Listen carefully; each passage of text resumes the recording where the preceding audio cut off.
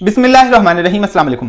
दोस्तों, चाहे आप किसी भी एग्जाम की तैयारी कर रहे हैं, आपका स्कूल एग्जाम है, कॉलेज एग्जाम है, यूनिवर्सिटी एग्जाम है या फिर कोई कम्पिटिटिव एग्जाम है, अगर आप घर पे तैयारी कर रहे हैं तो घर पे तैयारी करने के लिए एक बेस्ट टाइम टेबल मैं आपके साथ शेयर करने जा रहा हूं।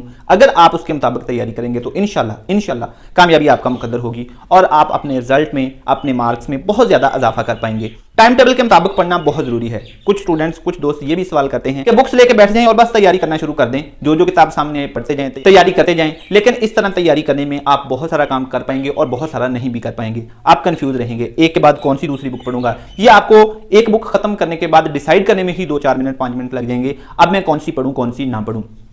तो टाइम टेबल के मुताबिक काम करने में आपका बहुत सा टाइम बच जाता है, ज्यादा काम हो जाता है, थोड़े टाइम में ज्यादा काम हो जाता है। आप कंफ्यूज नहीं होते, आपको पता है कि ये वाली बुक खत्म करके मैंने अगली ये वाली स्टार्ट करनी है, तो बहुत सारी टेंशन और कंफ्यूजन से आप बच जाते हैं।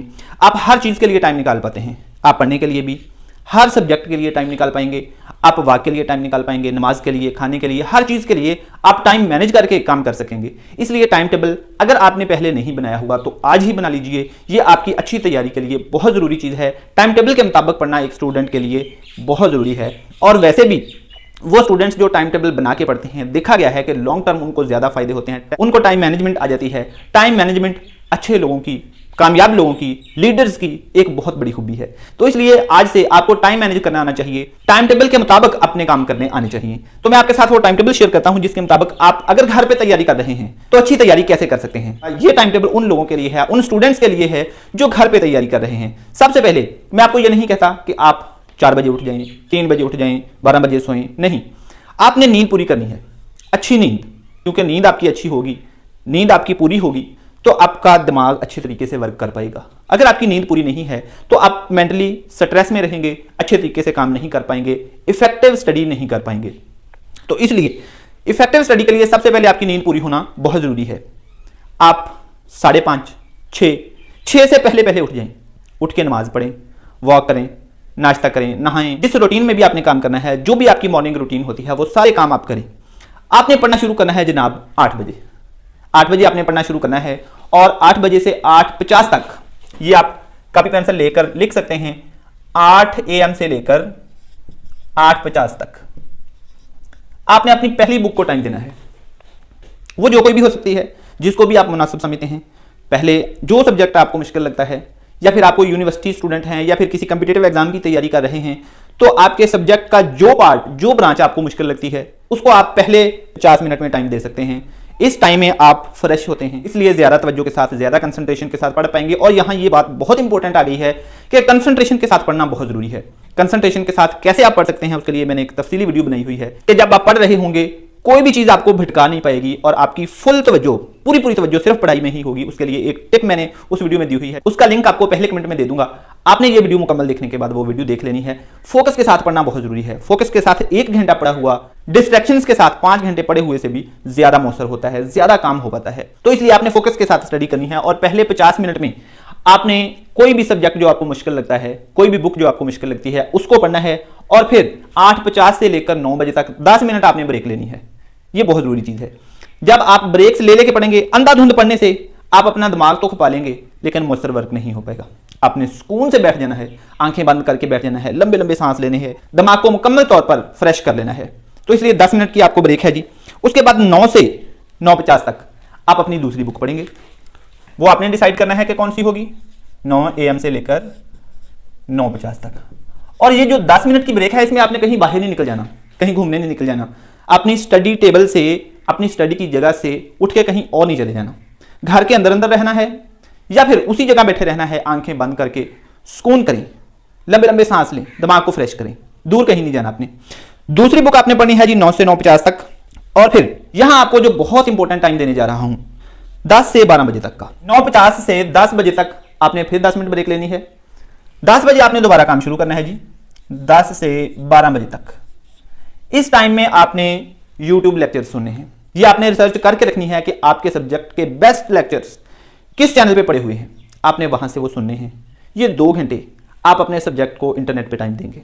ये 2 घंटे आप अपने सब्जेक्ट के YouTube लेक्चर सुनेंगे और उनको आपने 1.5x या 2x स्पीड के साथ सुनना है, ताकि आपका कम टाइम में ज्यादा वर्क हो पाए। आपको आसानी से समझ आती है तो 2x स्पीड में सुन लें। अगर 2x स्पीड में आपको समझ नहीं आ रहा तो आप 1.5x स्पीड में सुन लें।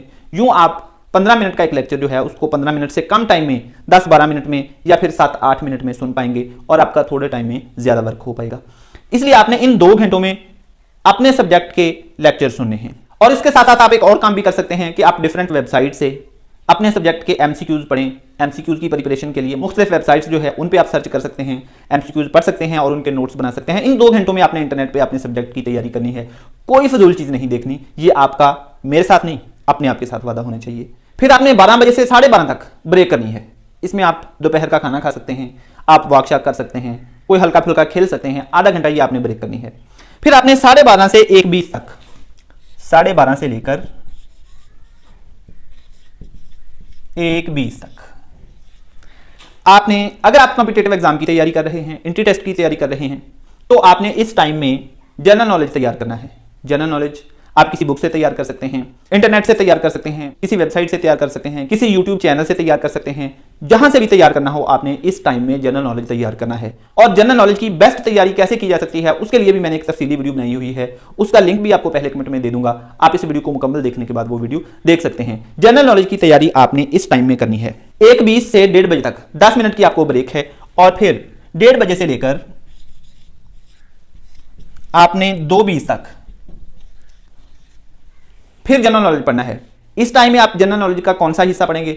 इस टाइम में आप जनरल नॉलेज पढ़ेंगे करंट अफेयर्स, अपने मुल्क के, दुनिया के जो भी करंट अफेयर्स चल रहे हैं, चाहे आप खबरें सुने, अखबार पढ़ें, जो भी करें, इस टाइम में आप जनरल नॉलेज की तैयारी current affair point of view से करेंगे। और अगर आप यूनिवर्सिटी या फिर कॉलेज और स्कूल स्टूडेंट हैं तो इस टाइम में अपनी कोई भी बुक का टाइम रख सकते हैं जो आप इस टाइम में पढ़ सकेंगे। लेकिन अगर आप किसी कॉम्पिटिटिव एग्जाम की तैयारी कर रहे हैं तो इन 2 घंटों में 10-10 मिनट ब्रेक्स के साथ आपने जनरल नॉलेज तैयार करना है।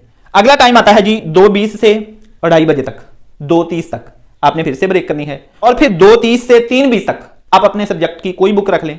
मिसाल के तौर पर मेरा सब्जेक्ट केमिस्ट्री है, मैं इनऑर्गेनिक को, ऑर्गेनिक को, फिजिकल केमिस्ट्री को, किसी को भी टाइम दे सकता हूं। इसमें आप कोई अपनी बुक रख लें जिसको आप टाइम दे सकते हैं, उसके एमसीक्यू तैयार कर सकते हैं, उसके टॉपिक्स तैयार कर सकते हैं। जो भी आपने करना है इसमें आपने अपनी अगली किसी बुक को टाइम देना है। फिर आपने 10 मिनट ब्रेक के साथ 3:30 से 4:30 तक अपनी अगली बुक को टाइम देना है। कोई भी स्टूडेंट हो उसकी 5-6 बुक्स होती हैं, आपने डिसाइड कर लेना है कि इस टाइम में मैंने किस बुक को टाइम देना है, उस बुक को आप डेली टाइम देंगे।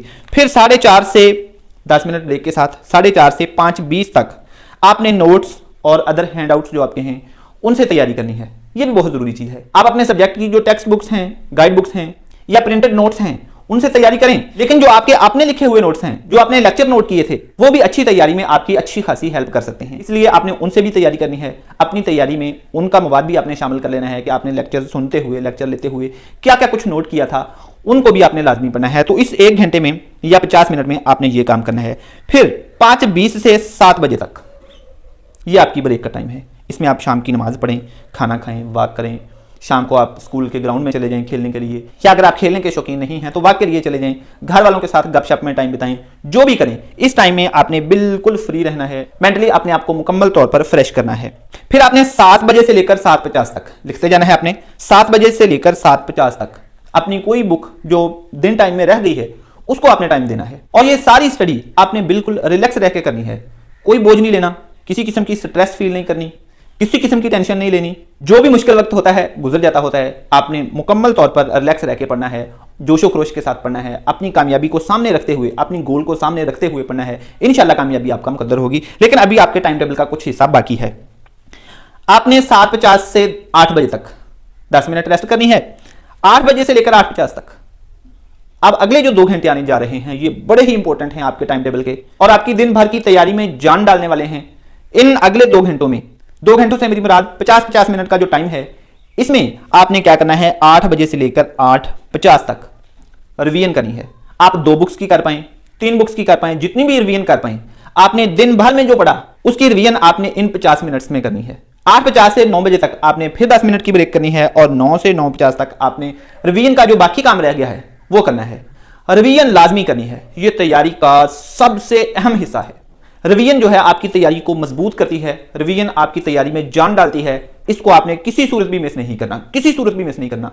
अगर आपने रिवीजन मिस कर दी तो आपकी तैयारी बहुत वीक रह जाएगी, इसलिए आपने रिवीजन को किसी सूरत मिस नहीं करना। लाजमी ये 50-50 मिनट का जो टाइम है इसमें आपने रिवीजन करनी है, और 9:50 पे फारग होके आपने अपने सारे दिन के काम पे नजर दौड़ानी है कि मैंने कोई अनप्रोडक्टिव काम तो नहीं किया, कोई ऐसा काम तो नहीं किया जो फजूल था, जो जरूरी नहीं था, जिससे मेरा टाइम ज़ाया हुआ हो। अगर किया था तो कल को नहीं करना है और फिर आपने सुकून के साथ सो जाना है और अगले दिन उठ के इसी टाइम टेबल को फॉलो कर लेना है। और ये टाइम टेबल लिख के आपने कहीं भी सामने दीवार के साथ, बोर्ड के साथ या कहीं भी आपने इसको लगा लेना है, जहां पर आपकी नजर आसानी से पड़ती रहे और आप बुक चेंज करते रहें, टेस्ट चेंज करते रहें और अच्छी तैयारी कर पाएं। और ये तैयारी करते हुए जब आपने लेक्चर सुनने हैं, नेट सर्च करनी है, मोबाइल को सिर्फ उसी वक्त अपने पास रखना है। बाद में जब आप बुक्स पढ़ रहे हों, नोट्स पढ़ रहे हों, तब आपने मोबाइल अम्मी अब्बू को या घर के किसी भी ऐसे कोने में रख देना है जहां कम से कम वो आपके पास ना हो। अगर आपके पास पड़ा हुआ तो वो आपको डिस्ट्रैक्ट करता रहेगा, आपकी तवज्जो अट्रैक्ट करता रहेगा, आपने उसको अपने पास नहीं रखना है। अल्लाह ताला आप सबको बहुत सारी कामयाबियां अता फरमाए। अगली वीडियो तक के लिए भाई को इजाजत दीजिए। Wish you all the very best.